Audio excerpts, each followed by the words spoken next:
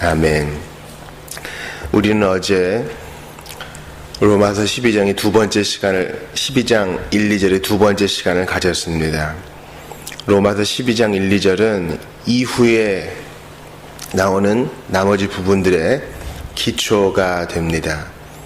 그래서 좀 자세히 살펴봐야 한다 했죠. 우리는 몸을 들임으로 영적인 예배를 할 수 있습니다.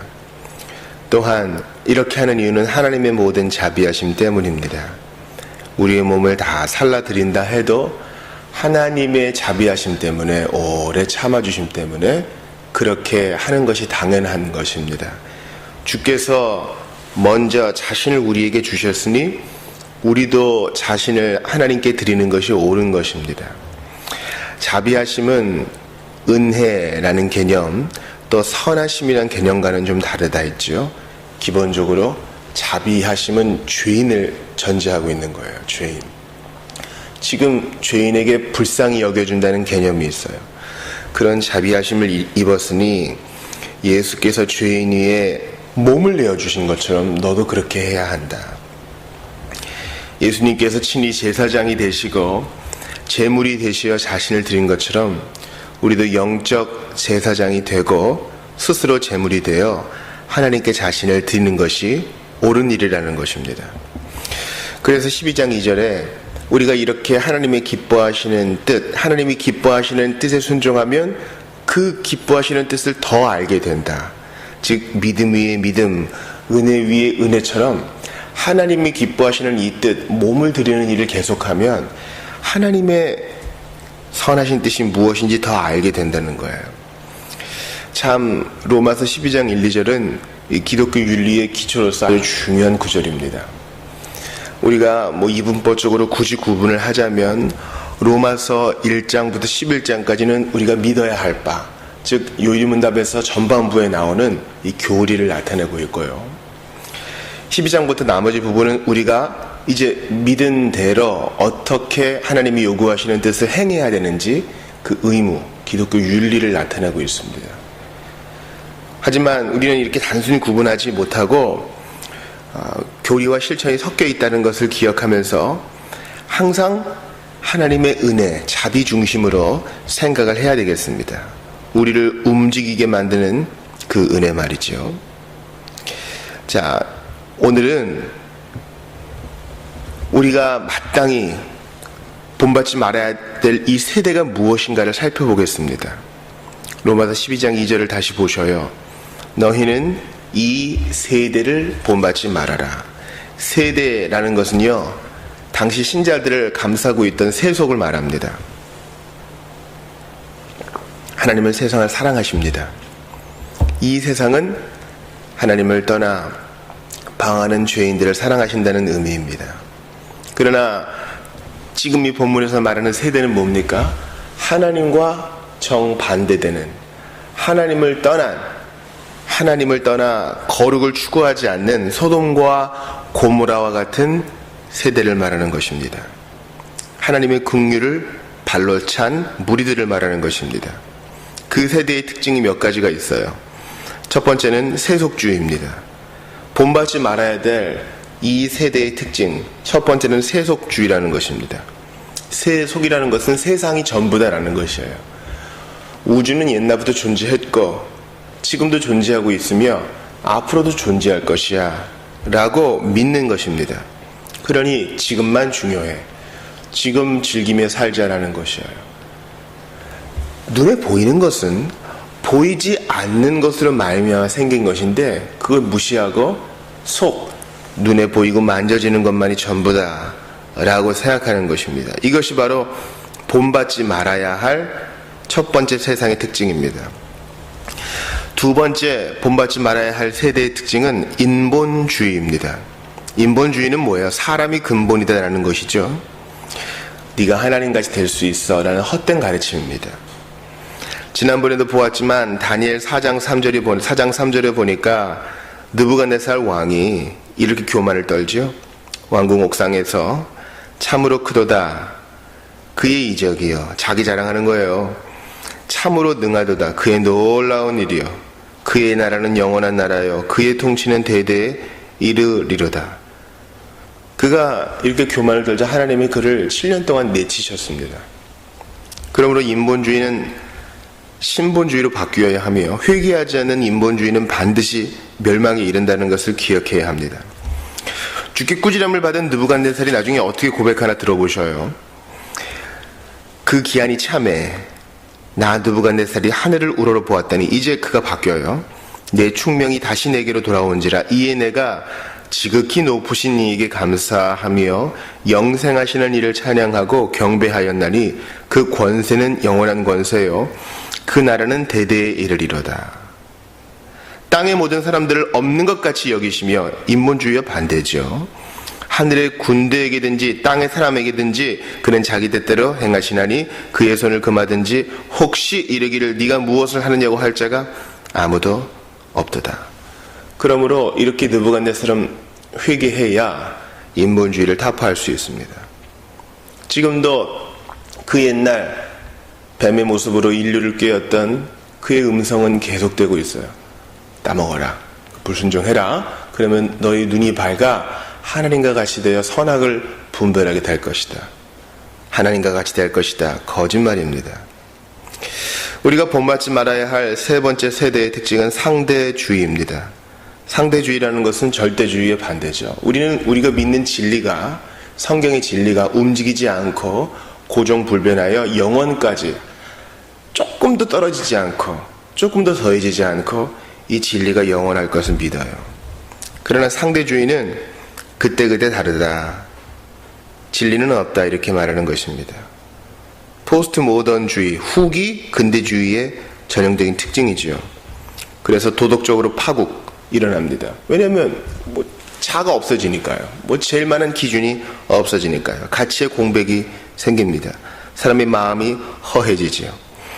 마지막으로 주의해야 할 세대의 특징은 물질주의입니다.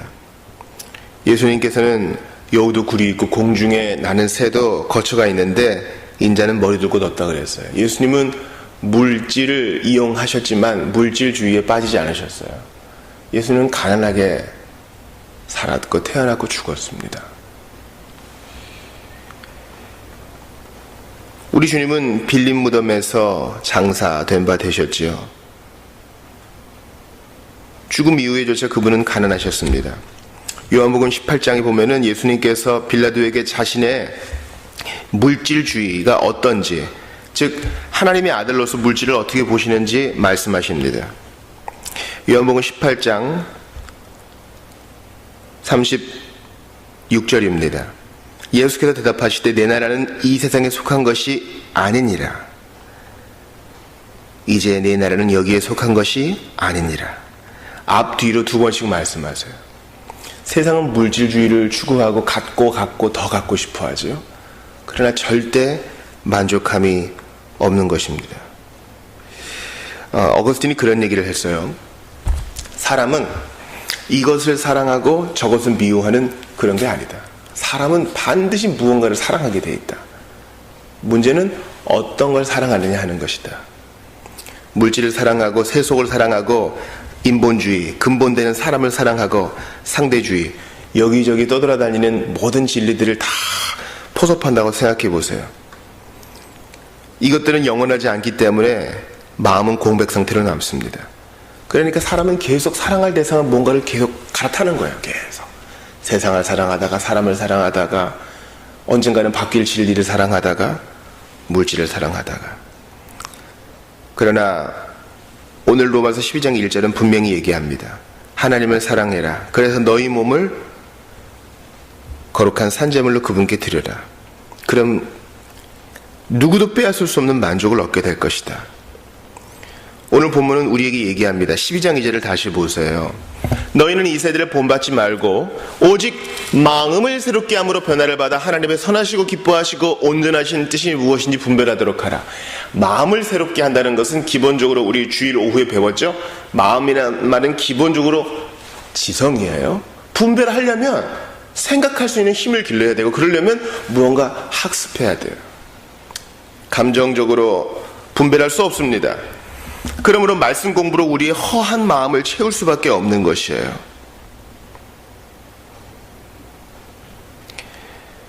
세상은 죽을 때까지 즐거운 쾌락을 보장해 줄 것처럼 이야기합니다. 그래서 과거에 이제 2007년을 기점으로 이제 교회가 급속도로 한국 교회가 이제 무너지기 시작하는데, 그 어간에 교회는요, 이른바 음악을 매우 강조하고 감정을 매우 중시했습니다. 뭐 어떤 방식으로든 은혜만 받으면 된다. 그리고 바람직한 공부와 토론, 그리고 논리적 적용이 무시되었습니다. 그런 것을 강조하면 은혜 없는 사람 취급을 당하던 때가 있었습니다. 이미지가 중요하고요.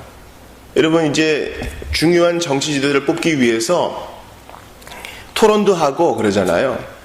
그런데 뭘 읽어보지 않고 대부분 사람들은 화면을 봅니다. 야, 저 사람 참 좋아 보인다, 이런 거죠.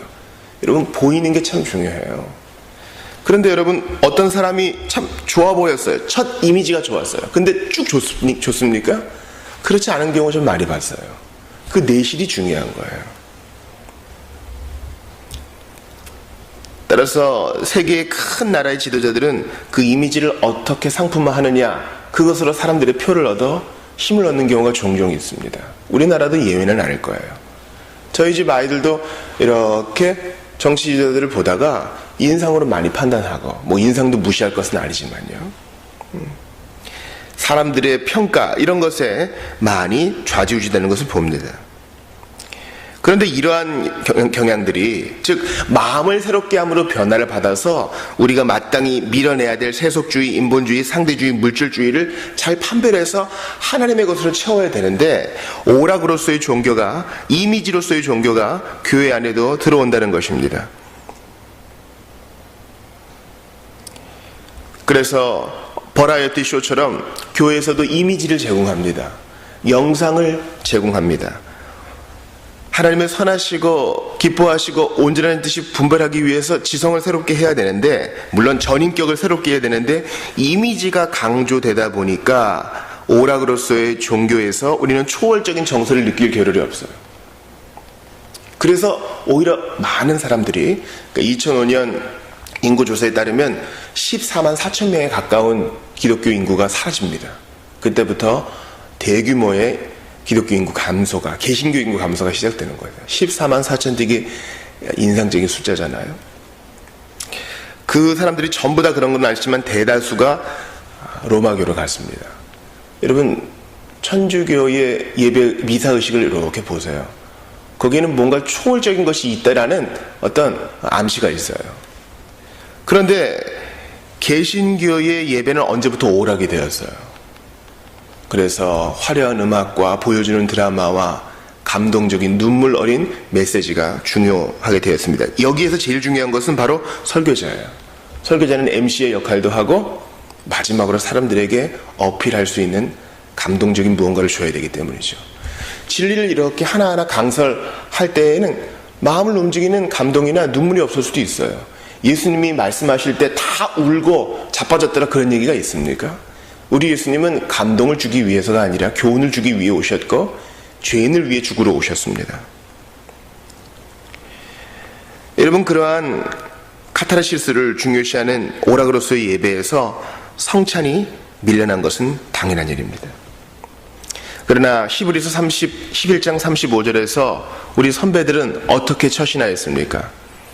이렇게 세속주의, 인본주의, 상대주의, 물질주의, 오락으로서의 종교를 찾지 아니하고 여자들은 자기의 죽은 자들을 부활로 받아들이기도 하며, 또 어떤 이들은 더 좋은 부활을 얻고자 하여 심한 고문을 받되 구차히 풀려나기를 원하지 아니했다. 우리랑 뭐 수준이 다르지요. 바로 마음을 새롭게 함으로 변화를 받아 하나님의 선하시고 기뻐하시고 온전하신 뜻이 무엇인지 분별한 무리가 있었고 지금도 있다는 것입니다. 그러므로 보이는 이미지에 좌지우지되지 맙시다. 우리는 보이지 않는 영원한 왕, 그러나 분명히 살아계시어 지금도 다스리시는 하나님의 뜻을 분별하기에 부족함이 없어야 되겠어요.